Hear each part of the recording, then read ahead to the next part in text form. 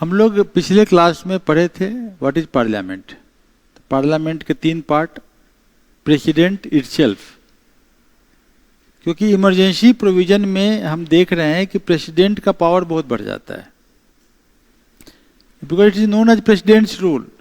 State में नहीं, president का पावर मतलब प्रेसिडेंट रिप्रेजेंटेटिव का पावर, गवर्नर का भी पावर बढ़ जाता है, एग्जीक्यूटिव का पावर बढ़ जाता है। तो इमरजेंसी प्रोविजन है, तो इसीलिए पार्लियामेंट के अगर पूछा जाए व्हाट इज पार्लियामेंट, तो what should be the answer? President and the 2 houses, नहीं राज्यसभा लोकसभा। तो हम लोग प्रेसिडेंट के बारे में पढ़ेंगे। लर्निंग ऑब्जेक्टिव है कि हम लोग position of president in the Indian political system, ये हम लोग जान लेंगे कि क्या पोजीशन है। Explain how the president of India is elected, ये याद कर लीजिए, ये क्वेश्चन पूछा जाता है अल्टरनेट 2-3 साल में एक बार आ जाता है क्वेश्चन प्रेसिडेंट के इलेक्ट करने का। फिर मैं एक ही बात कहूँगा बार बार कि पढ़ लीजिएगा तो आप आंसर गलत कीजिएगा, क्योंकि बड़ी क्लोज आंसर पूछता, ऑप्शन पूछता है।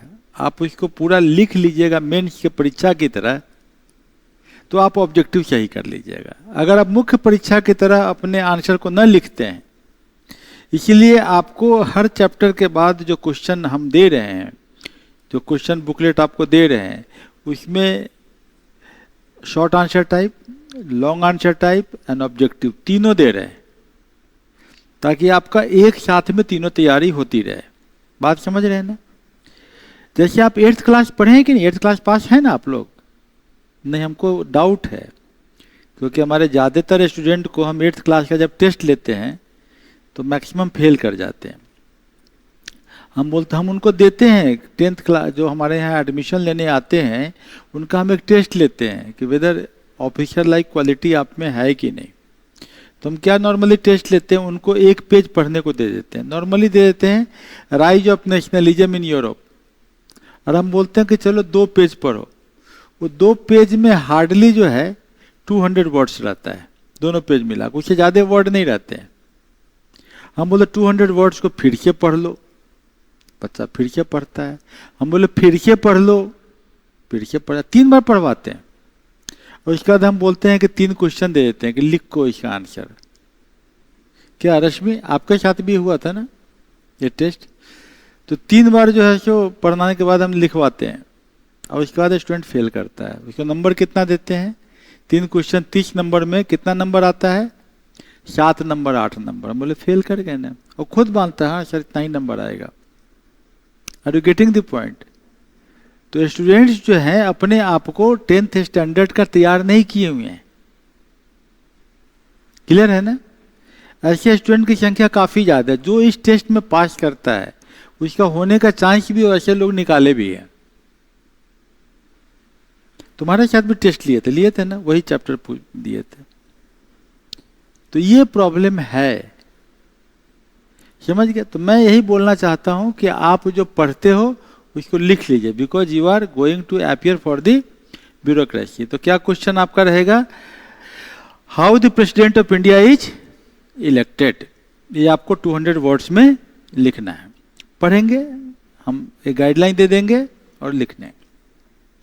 No the qualification required to become president, क्या क्वालिफिकेशन है वो तो ठीक है। ओथ क्या है, वैकेंसी क्या है, रेजिग्नेशन क्या है, इम्पीचमेंट ऑफ प्रेसिडेंट कैसे हो सकता है, power and function of president, president का वीटो पावर क्या है, learn the difference between ordinary veto, pocket veto and suspensive veto, question पूछता है इससे। Understand the constitution of India, constitutional provision of president of India. ये 8 topic जो हम आपको दे रहे हैं, ये 8 टॉपिक के अंतर्गत रेगुलरली कोई ना कोई क्वेश्चन एग्जाम में आ जाता है। इसका तरीका है क्वेश्चन सही करने का कि आप ये जान लो कि एक क्वेश्चन अगर आप पीटी में गलत करते हो तो 10,000 बच्चों से पीछे चले जाते हो। बात समझ रहे हैं ना? तो तरीका वही है कि मेंस के हिसाब से आप 150, 160, 50 जितना वर्ड का जरूरत है उतना वर्ड का आंसर आप मुजबानी लिखे, किताब बंद करके लिखे। हमारे स्कूल के बच्चे क्या करते हैं, किताब में से उतारते हैं लाइन, ये नहीं करना है। ये अगर कर लोगे तो नहीं निकलेगा एग्जाम। आपको पढ़ने के बाद आप एक बार उतार लो, हमें दिक्कत नहीं है, दोबारा उतार लो, दिक्कत नहीं है, लेकिन दोबारा जब लिखोगे तो मुजबानी लिखोगे। जब तक मुजबानी नहीं लिखो, मुजबानी का मतलब क्या होता है ये भी नहीं बच्चे समझते। ये रश्मि का टेस्ट लेते ये भी नहीं समझती कितनी बार क्या कि मुजबानी का मतलब कोई किताब से उतारना नहीं होता है करती हो ऐसा, तो अब समझ गई है कि नहीं, किताब कॉपी बंद रहता है उसको मुजबानी कहते हैं, है ना तो ये चीज याद रखिएगा, बिल्कुल क्लियर है ना। तो ये जो है मुजबानी मतलब मुजबानी ही होता है, बंद किताब कॉपी लिखना है। जैसे कि एग्जाम में लिखते हैं कुछ चीट के बिना, चीट नहीं करते हैं, बिना चीट के लिखते हैं, तो वही है मुजबानी। तो चलिए हम लोग प्रेसिडेंट का कॉन्स्टिट्यूशनल प्रोविजन पढ़ते हैं। क्या कॉन्स्टिट्यूशन में प्रोविजन है?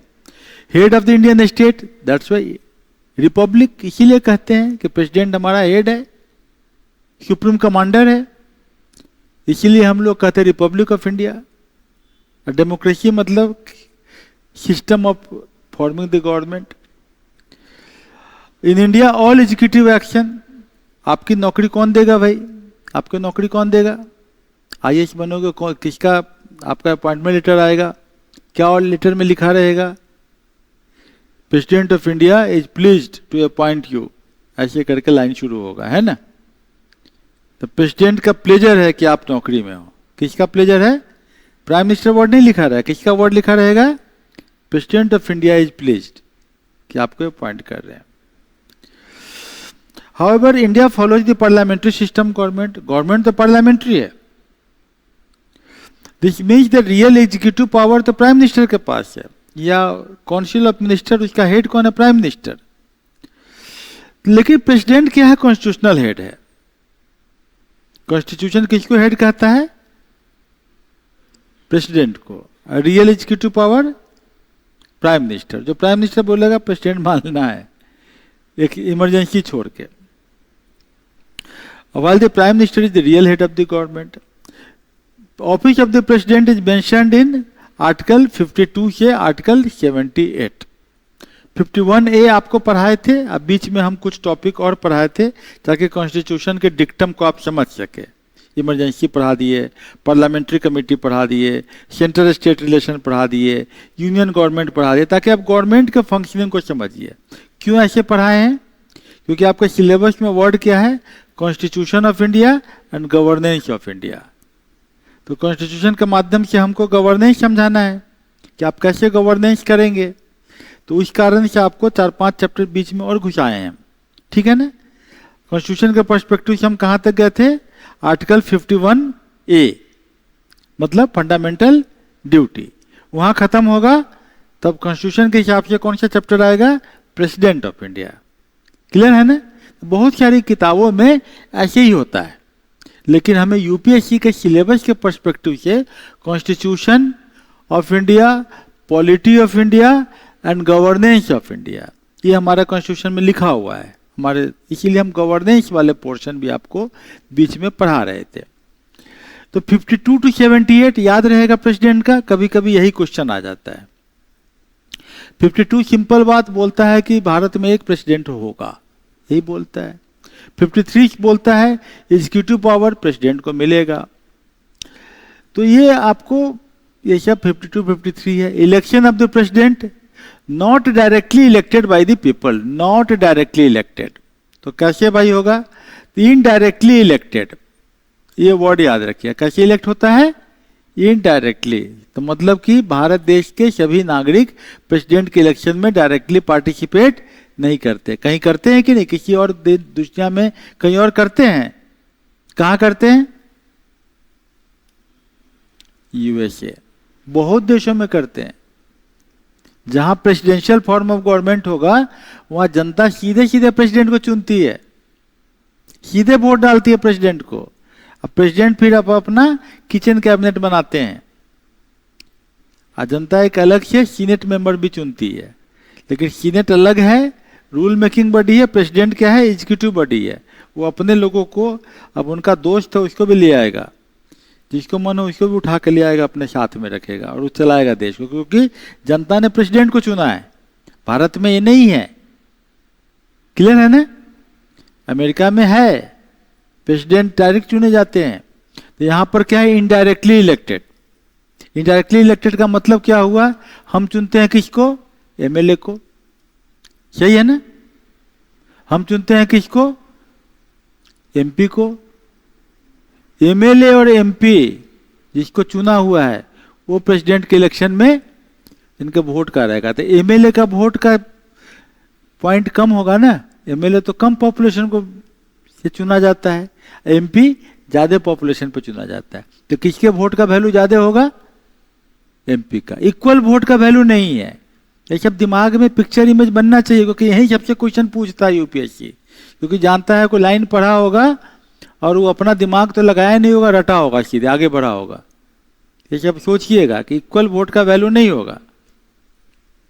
The system is used because India is parliamentary democracy, president is not the real executive like the American president, बोल ही दिया है। अमेरिका में डायरेक्ट इलेक्शन होता है। इलेक्टोरल कॉलेज क्या है भाई, कौन कौन वोट डालेंगे, तो both houses of parliament, Rajya Sabha Lok Sabha दोनों।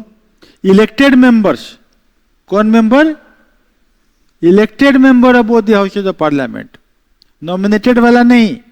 कौन मेंबर, इलेक्टेड मेंबर, याद रखिएगा, जिसको इलेक्शन से चुना गया वही। और elected member of legislative assembly, मतलब एमएलसी साहब जो हैं जो इलेक्ट, वो नहीं होंगे, नहीं, इलेक्टेड मेंबर।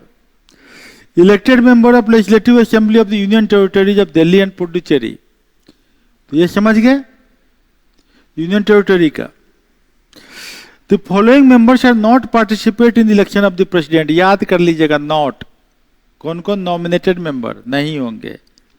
कहने का अर्थ मैं आपको क्या बता रहा हूं, हर लाइन से क्वेश्चन बनता है, क्लियर है ना आप, हर वर्ड से क्वेश्चन बनता है। हम भी आपको टेस्ट लेंगे तो हर लाइन से क्वेश्चन बनाएंगे, और आप खुद देख लीजिएगा कि आप कॉन्फिडेंट होकर कितने क्वेश्चन का आंसर देते हैं। खुद ही समझ लीजिएगा कि चैप्टर आप पढ़े हैं कि नहीं।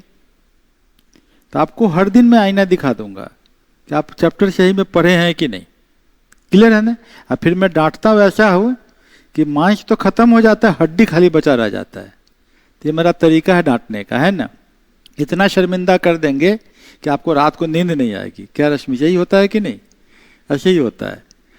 तो आप निश्चिंत रहिए कि आपको जो है टेस्ट ऐसा ही लिया जाएगा, क्लियर है ना। क्योंकि आपको बहुत शर्मिंदा करेंगे कि ये लाइन में क्यों नहीं समझे भाई, ये लाइन तो लिखा हुआ था यहाँ पर, इसको समझने में क्यों आपको रॉकेट साइंस लग गया।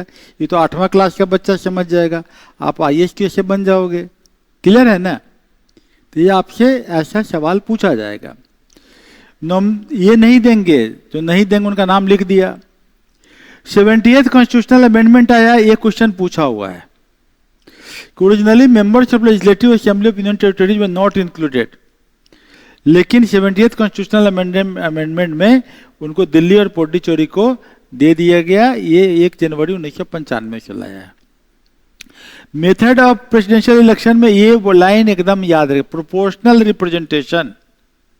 प्रोपोर्शनल रिप्रेजेंटेशन मतलब अगर 10 आदमी प्रेसिडेंट में खड़े हैं तो आपको 1 नंबर वोट आप किसको देते हैं, पहला चॉइस कौन है वो लिखिए आप नाम के आगे, दूसरा चॉइस किसको देते हैं, तीसरा चॉइस किसको देते हैं, 10वां चॉइस किसको देते हैं, आप लाइन से लिख दीजिए। तो कम से कम पहला तो लिखिए ही, बाकी को छोड़ भी सकते हैं। तो ये लेकिन आपको देना पड़ेगा कि आप चॉइस क्या देते हैं। तो अब चुनाव हो गया तो क्या हो गया, पहला चुनाव से कौन जीत रहा है, दूसरा चुनाव से कौन आ रहा है, फिर उसके हिसाब से उसका कैलकुलेशन होता है कि फर्स्ट चॉइस पर। तो इसको कहते हैं प्रोपोर्शनल रिप्रेजेंटेशन। बात समझे, प्रोपोर्शनल रिप्रेजेंटेशन वर्ड समझ में आया कि आपको मान ली 10 आदमी प्रेसिडेंट में खड़े हैं तो आपको 1 2 3 4 सीनियरिटी देना पड़ेगा।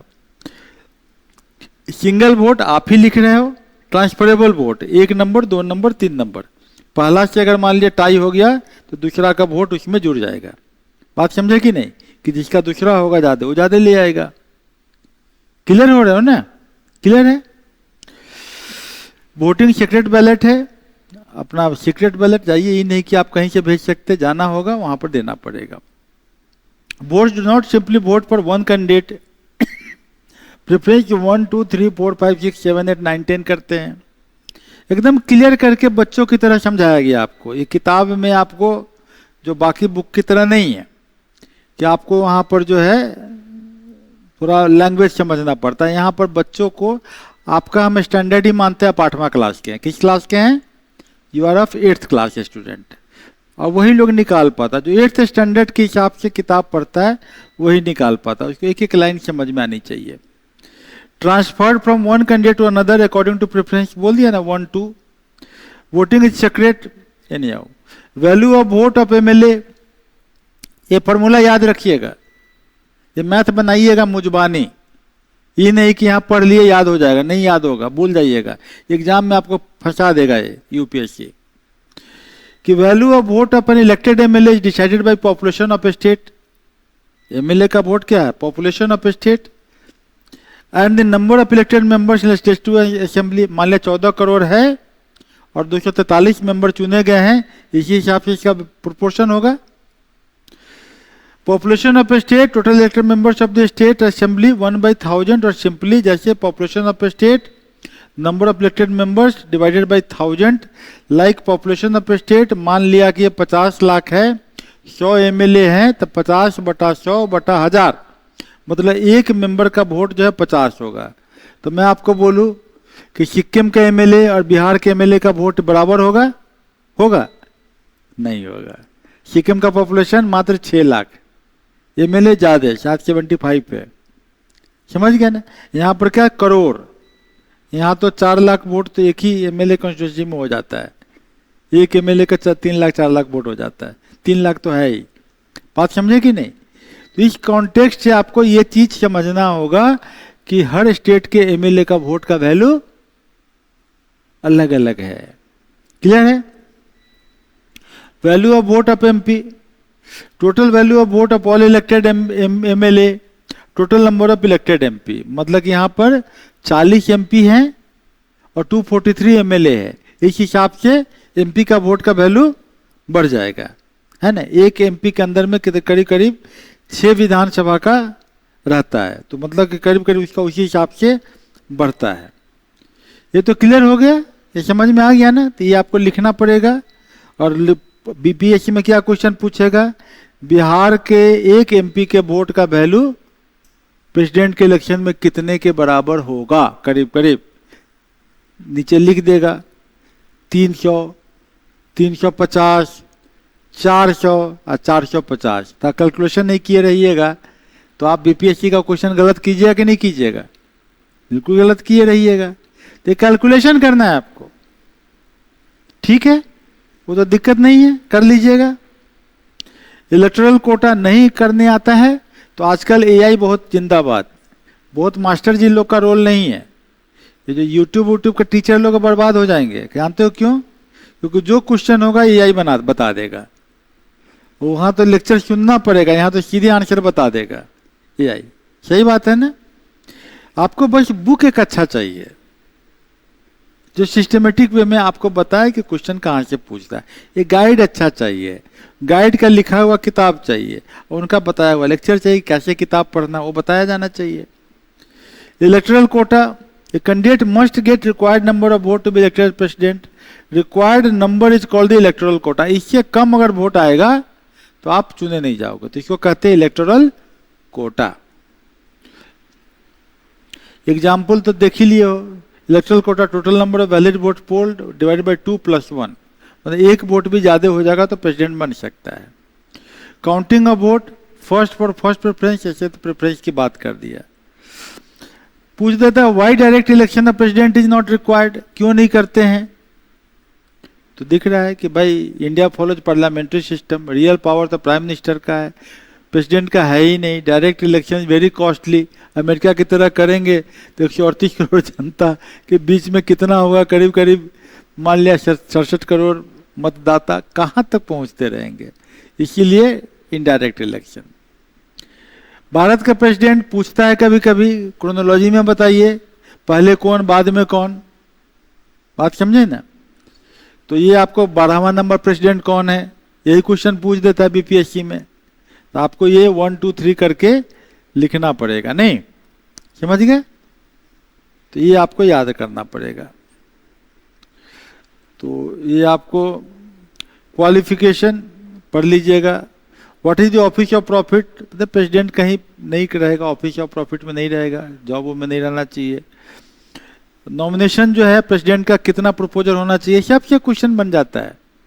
तो 50 आदमी प्रपोज करेगा, 50 आदमी प्रस्तावना देगा, कैंडिडेट को 15,000 का फीस डिपॉजिट करना पड़ता है। ये सब अपना पढ़ लीजिएगा, बहुत ज़्यादा नहीं है। कंडीशंस जो है प्रेसिडेंट का ठीक है, सैलरी वैलरी देख लीजिएगा, वो ज़्यादा दिक्कत नहीं करेगा। टर्म्स ऑफ ऑफिस, री इलेक्शन, दोबारा री इलेक्शन हो सकता है, राजेंद्र प्रसाद री इलेक्टेड हुए ही थे। रिजिग्नेशन ऑफ प्रेसिडेंट किसको देगा, यही क्वेश्चन कभी पूछ देता है कि प्रेसिडेंट अपना रिजिग्नेशन किसको देगा। ऑप्शन में दे देता है सुप्रीम कोर्ट ऑफ इंडिया के चीफ जस्टिस को, प्राइम मिनिस्टर को, तो नहीं वाइस प्रेसिडेंट को देगा वो। Expiry, removal by impeachment, filling the vacancy, तो जब तक न्यू प्रेसिडेंट नहीं होगा तब तक वाइस प्रेसिडेंट उसको करेगा। वाइस प्रेसिडेंट नहीं है तो चीफ जस्टिस ऑफ इंडिया काम करेगा। इम्पीचमेंट का क्या प्रोविजन है, ये आपको याद रखिएगा कि प्रेसिडेंट के इम्पीचमेंट का 14 दिन का नोटिस दिया जाता है। ये सब पॉइंट इसमें आया रहेगा। अब आइए यहाँ इंपॉर्टेंट पॉइंट है, power and functions of the president. तो प्रेसिडेंट मतलब कि पार्लियामेंट 3 पार्ट है, नहीं, एक प्रेसिडेंट है, एक लोकसभा है, एक राज्यसभा है। तो बहुत पावर है भाई प्रेसिडेंट का। दिखने में लगता है कि रियल पावर नहीं है, लेकिन पावर बहुत है। प्रेसिडेंट जो है ये आपको पढ़ने की जरूरत पड़ती है ताकि आपको समझ में आए कि प्रेसिडेंट जो है नॉर्मली अपने पावर, बहुत हाई पावर इंजॉय करता है। लेजिस्लेटिव पावर भी है, फिनेंशियल पावर है, जुडिशियल पावर है, डिप्लोमेटिक पावर है। अब समझिए कि प्राइम मिनिस्टर साहब विदेश से घूम के आए, उनके लिए जरूरी है कि जाके प्रेसिडेंट से मिलके अब बुके दे और बताए कि सर ऐसा ऐसा हुआ, ऐसा ऐसा हुआ। तो एडवाइस लेना है उनको, प्राइम मिनिस्टर को। प्रोटोकॉल में पहले उनका आने पर अद्धम उत्तम बजेगा, प्राइम मिनिस्टर के लिए उतना नहीं होगा, प्रेसिडेंट के लिए होगा। फिनेंशियल पावर भी उनका है, उनका सैलरी के लिए पूछना नहीं है किसी से। तो जुडिशियल पावर है, किसी को अगर फांसी की सजा हुई है माफ करने का पावर है इसके पास, प्रेसिडेंट के पास, समझे ना। तो पावर बहुत है, तो पावर बहुत है तो पावर लिखना पड़ता है हम लोगों को। थोड़ा सा बानगी के तौर पे कुछ पढ़ाते हैं आपको। Military power, emergency power, executive power. President is the formal head of union, executive head है वो। अब एमपी का चुनाव हो गया, क्लियर मेजोरिटी नहीं आई, प्रेसिडेंट को पावर है किसको पहले बुलाएंगे। बात समझे कि नहीं, वो अपने विवेक से किसी को बुलाएगा, क्लियर मेजोरिटी तो है नहीं। तो प्रेसिडेंट उस समय appoints the prime minister, other ministers on the advice of prime minister, उसको भी अपॉइंट वही करता है, president he. Attorney general of India, जो भारत सरकार के बिहाफ में केस लड़ने वाले आदमी को अपॉइंटमेंट कौन करता है, president. Controller and auditor general of India, ये जुडिशियल बॉडी है ना। सुप्रीम कोर्ट के जजेस को, गवर्नर ऑफ स्टेट्स को, चीफ इलेक्शन कमिश्नर को, यूनियन पब्लिक सर्विस कमीशन के मेंबर्स को। Can ask prime minister submit matters of consideration for council of minister, बोलेगा कि आपका काउंसिल ऑफ मिनिस्टर क्या क्या मैटर अपने पास कंसिडरेशन को रखा, मुझे भेज दीजिए जरा, मुझे देखना है। Smooth working of the union government के लिए अलग से भी एडवाइज कर सकता है, समझे ना। पावर तो है, कस्टमरी तो बहुत पावर है। Legislative power, president is an important part of parliament, वो लाइन लिखी दी है यहाँ पर कि प्रेसिडेंट लोकसभा राज्यसभा। समोनिंग और प्रोरोगिंग द पार्लियामेंट, पार्लियामेंट जब सेशन में होता है तो इस पार्लियामेंट के सेशन को बुलाने का या समाप्त करने का, एंड ऑफ द सेशन करने का। प्रोरोग वर्ड का मतलब क्या है, एंड ऑफ द सेशन। ये कौन करता है, प्रेसिडेंट डिक्लेयर करता है। लोकसभा का डिजोल्यूशन, 5 साल पूरा हो गया, लोकसभा डिजोल्व हुआ, कौन करेगा, प्रेसिडेंट करेगा। जब पार्लियामेंट सेशन में होगा सबसे पहला दिन कौन जाके वो एड्रेस करेगा, प्रेसिडेंट करेगा। President can send message to other house of parliament regarding bill और मैटर, मैसेज भी भेजता है। प्रेसिडेंट नॉमिनेट करता है 12 मेंबर्स टू राज्यसभा, हालांकि प्राइम मिनिस्टर की मर्जी से करता है, लेकिन करता है। किनको किनको, लिटरेचर के फील्ड में किनको लिया जाए। ये पूछ देता किस किस फील्ड से लेते हैं, literature, science, art, social service, है ना। अब आपको जो है कभी कभी पूछ देता है कि क्या स्पोर्ट्स से ले रहे हैं, तो स्पोर्ट्स वर्ड है इसमें नहीं है, कंफ्यूजन हो जाता है। अगर आप नहीं पढ़े हो ठीक से तो आपको लगेगा न्यूज़पेपर में तो आया था कि सचिन तेंदुलकर को चुन रहे हैं प्रेसिडेंट, तो स्पोर्ट्स नहीं होगा तो सचिन तेंदुलकर कैसे आता। जब एग्जाम दे के आओगे तो बाहर में यही सब डिस्कशन होता रहता है, ना ना ना सचिन तेंदुलकर को चुना था। तो आपको बोलना सचिन तेंदुलकर उस फील्ड से नहीं आ रहा था, है ना, यहाँ पर देना होगा। Prior recommendation for certain bills, कुछ बिल्स के लिए प्रेसिडेंट को पहले बताना पड़ता है, प्रेसिडेंट असेंट करता है बिल को। फिनेंशियल पावर्स प्रेसिडेंट का है। Money bill can be introduced in Lok Sabha only. Money bill कहाँ पहले पास होगा, लोकसभा में। एक क्वेश्चन बहुत इंपॉर्टेंट है। बजट जो एनुअल फाइनेंशियल स्टेटमेंट जो है वो प्रेसिडेंट के सामने दिया जाएगा। डिमांड ऑफ ग्रांट अगर किसी को देना है किसी डिपार्टमेंट को तो प्रेसिडेंट से पूछ के ही दिया जाएगा। जुडिशियल पावर, तो president appoints chief justice of India, जजेज of supreme court, जजेज of high court. Article 72 में किसी भी आदमी को किसी केस में माफी देने का, सजा बदलने का, उसके सजा से बिल्कुल मुक्त करने का, उस सब का पावर किसके पास है, प्रेसिडेंट के पास है। ये सब वर्ड को एक्सप्लेन कर लीजिएगा। What does it mean by pardon, what does it mean by commutation, what does it mean by remission, respite, reprieve, ये सब वर्ड आपको दे दिया। यहाँ पर लिखा हुआ है पार्डन मतलब पनिशमेंट से हटाना। कभी कभी यही मैचिंग में दे देता है एग्जाम में, और आप अगर नहीं इस लाइन को पढ़े ढंग से नहीं लिखे हैं तो कम्यूटेशन, चेंजेज, चेंज कर दिया। हायर पनिशमेंट है 20 साल का सजा है 10 साल कर दिया। रिमिशन, चेंजेज, सॉरी चेंजेज मतलब कि सजा जेल का है, सश्रम श्रावास है, उसको सश्रम वर्ड हटा दिया। 50,000 का फाइन भी साथ में है तो हटा दिया, इसको कहते हैं कम्यूटेशन।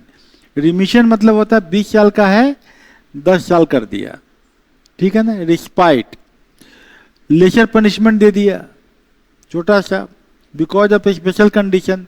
मान लिया किसी का प्रेगनेंसी है।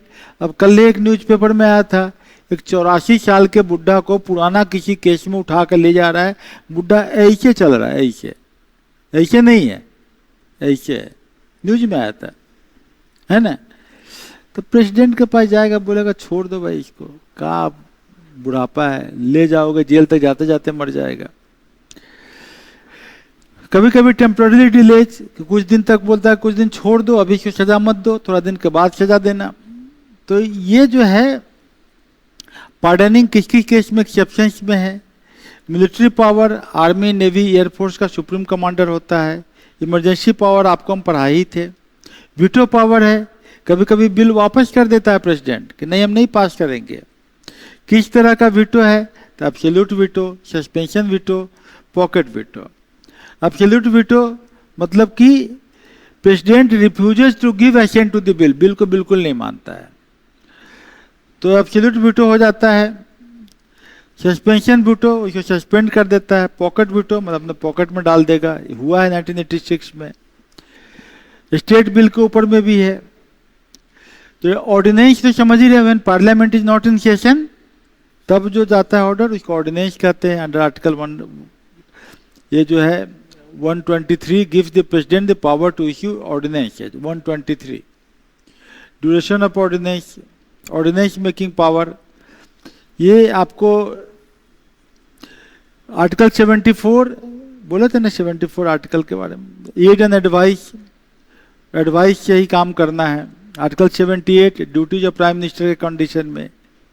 Is president is only and rubber stamp, question पूछता है तो आपको ये सब आंसर लिखना पड़ता। बीपीएससी का क्वेश्चन है, अभी शायद 67 बीपीएससी का। प्रेसिडेंट का डिस्क्रिप्शन कहाँ कहाँ इस्तेमाल होता है ये आपको यहाँ लिखा हुआ है। तो I am finding that this is very easy way में आपको जो है पूरा का पूरा चैप्टर पढ़ाया गया है। समझना आसान है, लेकिन समझना नहीं है, मुजबानी लिख लेना है, ठीक है ना। समझना भी है, पढ़ना भी है, मुजबानी लिख भी लेना है, अब उसको दिमाग में बैठा लेना है, टेस्ट पेपर देना है। टेस्ट में short answer type, long answer type, objective type सभी क्वेश्चंस को प्रैक्टिस कर लेना है। जितना प्रैक्टिस कीजिएगा उतना एग्जाम निकलने का चांस हो जाएगा। क्लियर है ना?